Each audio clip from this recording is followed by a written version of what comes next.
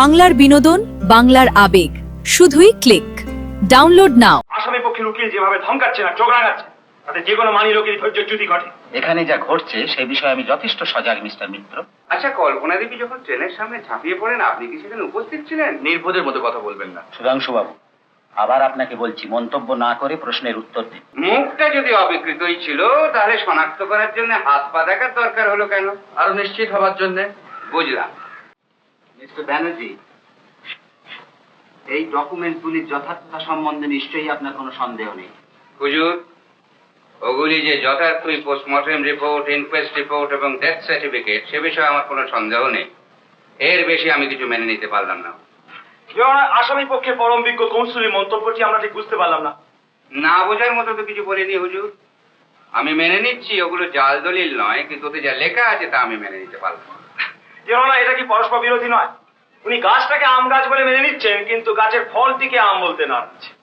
এই death certificate এবং রিপোর্টগুলোতে মৃতার নাম, মৃত্যুর সময় এবং কারণ, লাশের অবস্থা এবং কেমন করে লাশ শনাক্ত হয়েছিল সবই তো দেওয়া রয়েছে। কল্পনা দেবী যে মৃত, সেটা কিন্তু এখনো প্রমাণ সাপেক্ষ হুজুর। আমরা জানতে পারি কি এই ডকুমেন্টগুলো কল্পনা দেবীর মৃত্যু প্রমাণ করছে না তো কার মৃত্যু প্রমাণ করছে? ওতে প্রমাণ হচ্ছে যে ওইভাবে, ওই স্থানে, ওই সময় কোনো একজন স্ত্রীলোক মারা গেছেন, আর কিছু না। জনাব, এই সমস্ত ডকুমেন্টে মৃতার নাম ইত্যাদি থাকা সত্ত্বেও যদি এই ধরনের উক্তি আমাদের শুনতে হয়, তাহলে এটাকে উন্মাদের প্রলাপ বলে মেনে নিতে আমরা বাধ্য হব। মাননীয় ব্যারিস্টার সাহেব এখানে আইনজ্ঞ হিসেবে আবির্ভূত হয়েছেন, মগজ বিশেষজ্ঞ বলে নয়। আমাদের এই ছোট্ট আদালতটিকে পাগলাগারদ ভাববার কোনো কারণ রয়েছে?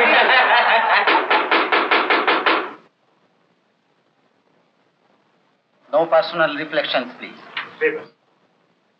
জনাব, আসামি পক্ষের উকিল যখন প্রত্যেকটি সোজা কথার বাঁকা মানে ধরবেন বলেই ঠিক করেছে, তখন তার সন্দেহ দূর করবার জন্য আমি শ্রী সুধাংশু গুপ্তকে কাঠগড়ায় দাঁড়াতে অনুরোধ জানাচ্ছি। হুজুর, তাহলে সুধাংশু বাবু এতক্ষণ এইখানে বসে রয়েছেন কেন? জনাব, সাক্ষ্যের প্রয়োজন হবে বলে আমার জানা ছিল না। আমার আপত্তি আমি প্রত্যাহার করছি। বুঝে শুনে উত্তর দিন, কেন? আচ্ছা,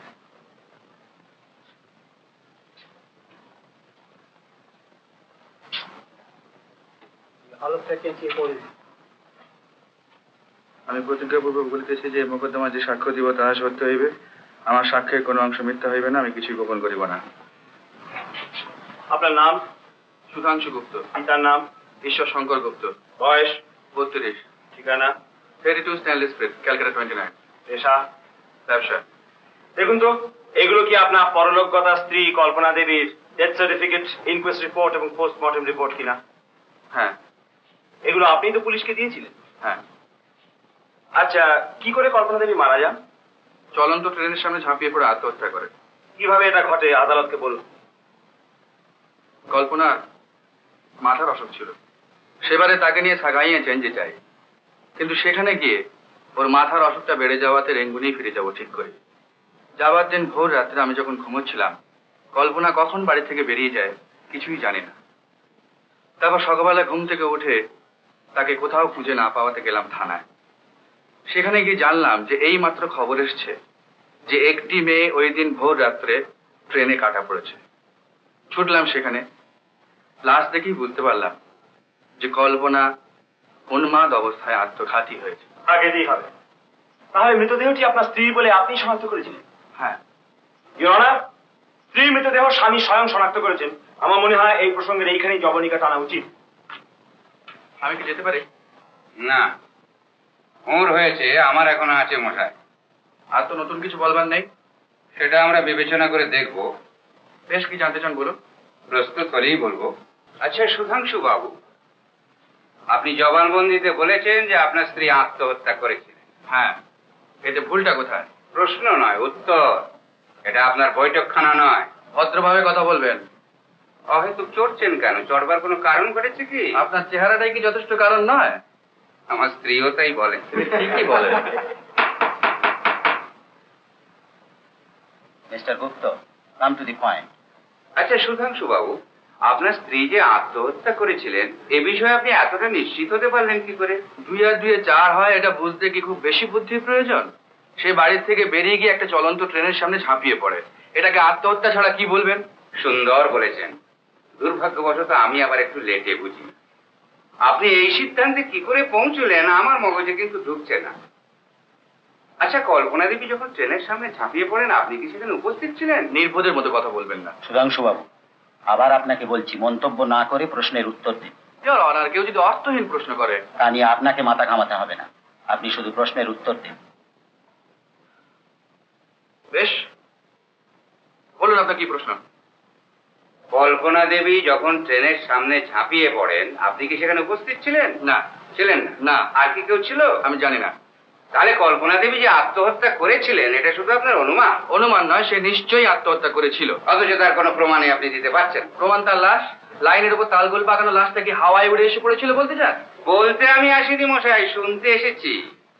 আচ্ছা, সেই তালগোল পাকানো লাশটাই যে কল্পনা দেবীর আপনি কি করে বুঝলেন? যা করে বোঝা যায় চোখ দিয়ে।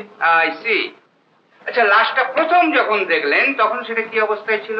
ইওর অনার, সেই বিভৎস দৃশ্যের বর্ণনা শোনাটা কি একান্তই দরকার? আমার বিশ্বাস ধর্মাবতার আমাদের চেয়ে অনেক দৃঢ়চিত্তের লোক। সামান্য এই বর্ণনাটুকুতে তার সুনিদ্রার কোনো ব্যাঘাতই ঘটবে না। আমি সুধাংশুবাবুর কথা ভেবেই আপত্তি করেছিলাম। সেই সব পুরনো স্মৃতি তার কাছে নিশ্চয়ই অত্যন্ত কষ্টদায়ক। হুজুরের সুবিধের জন্য উনি না একটু কষ্টই করলেন।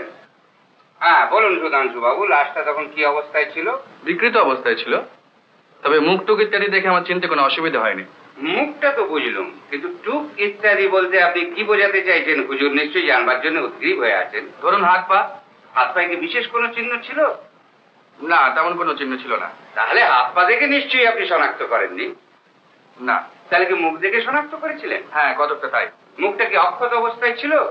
সম্পূর্ণ অক্ষত অবস্থা না থাকলেও আমার চিনতে কোনো অসুবিধা হয় না। মুখটা যদি অবিকৃতই ছিল তাহলে শনাক্ত করার জন্য হাত পা দেখার দরকার হলো কেন? আরো নিশ্চিত হবার জন্য। বুঝলাম। অদ্ভুত কি লাগছে জানেন হুজুর, হাত পায়ে শনাক্ত করার মতো কোনো চিহ্ন ছিল না, আর মুখটা এত বিকৃত হয়ে গেছিল যে শনাক্ত করার উপযোগী ছিল না। তবু কিন্তু উনি লাশটাকে নিজের স্ত্রীর মৃতদেহ বলে শনাক্ত করেছিল। শুধু হাত পা মুখ দেখে কি শনাক্ত করেছি? শাড়ি গয়নাও তো ছিল। আচ্ছা, তো থাকবেই। আচ্ছা, শাড়িটা কোথায়? সে শাড়ি কি আমি পাট করে লোহার সিন্ধুকে তুলে রেখে দিয়েছি? লাশের সঙ্গে সেটাও পুড়িয়ে ফেলা হয়েছে। গয়নাগুলো পুড়িয়ে ফেলেননি নিশ্চয়ই, সেগুলো কোথায়? নিরীহ সাজবেন না। আপনি জানেন যে আপনার মক্কেল আমার স্ত্রীর গয়নার বাক্স থেকে সেগুলো চুরি করেছে। আমি শুধু একটি কথাই জানি যে এই ভদ্র মহিলা ধর্মত আপনার বিবাহিতা স্ত্রী। বেচারা আপনার অপ্রত্যাশিত দুর্ব্যবহারে অশেষ লাঞ্ছনা ভোগ করে চলেছে। বাজে কথা বলবেন না। বাজে কিনা সেটা পরে বিবেচ্য। আপনি শুধু বলুন, যেসব গয়না দেখে আপনি আপনার স্ত্রীর মৃতদেহ শনাক্ত করেছিলেন বর্তমানে সেগুলো কি আপনার কাছে? আমি তো আগেই বলেছি। আগে উত্তর দেননি, এড়িয়ে যাবার চেষ্টা করেছেন। গণিতা না করে সোজা প্রশ্ন। মিস্টার গুপ্ত, ভুলে যাবেন না এটা আদালত। নিজেকে সংযত করুন। ইওর অনার, আসামি পক্ষের উকিল যেভাবে ধমকাচ্ছে না চোখ রাঙাচ্ছে, তাতে যে কোনো মানি লোকেরই ধৈর্যচ্যুতি ঘটে। এখানে যা ঘটছে সেই বিষয়ে আমি যথেষ্ট সজাগ mister Mitra. I am sorry. বলুন সুধাংশু বাবু, সেই গয়নাগুলো বর্তমানে কি আপনার কাছে? না। কেন?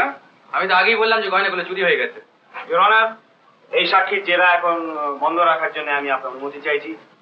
সাক্ষীর বাড়ি থেকে স্বর্গীয়া কল্পনা দেবীর গয়না চুরি সংক্রান্ত সমস্ত প্রমাণ আমি আগে দাখিল করেছি। মিস্টার ব্যানার্জির এ বিষয়ে আপত্তি আছে? না হুজুর। সাক্ষী বাইরে গিয়ে অপেক্ষা করুন।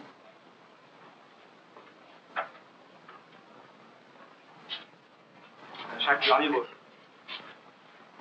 অনিল বোসকে ডেকে দাও।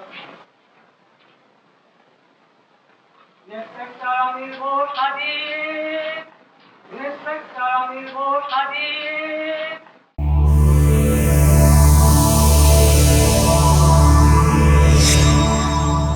এরকম আরো অনেক সিনেমা দেখতে হলে ডাউনলোড করুন ক্লিক অ্যাপ।